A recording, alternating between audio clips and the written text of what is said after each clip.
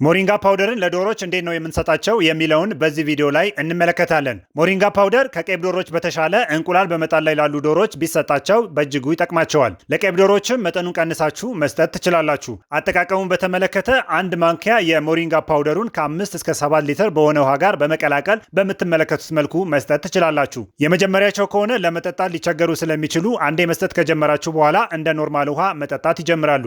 አንዴ በጥብጣችሁ ያዋሃዳችሁትን በድጋሜ እዛው ላይ እንዳለ እየበጠበጣችሁ መስጠት ትችላላችሁ። በሳምንት ውስጥ ከ3 እስከ 4 ቀን ሆኖ በቀን አንድ ጊዜ ወይንም 2 ጊዜ ደጋግማችሁ መስጠት ይመከራል። ተፈጥሯዊ ስለሆነ ለውጡን ለማየት ደጋግማችሁ መስጠት ይጠበቅባችኋል። ሞሪንጋ ፓውደርን ለመግዛት ከፈለጋችሁ ሱፐርማርኬትና ሱቆች ላይ ማግኘት ትችላላችሁ። ጠቀሜታውን በተመለከተ የእንቁላል ምርትን ያለመቀነስ ለረጅም ጊዜ እንዲጥሉ ይረዳቸዋል። የመነካከስ ባህሪን ይቀንሳል። የላባን መርገፍ ይከላከላል። የዶሮችን የእርስ በርስ የበላይነት ስሜትን ይቀንሳል። የበሽታ የመከላከል አቅማቸውንም ይጨምራል።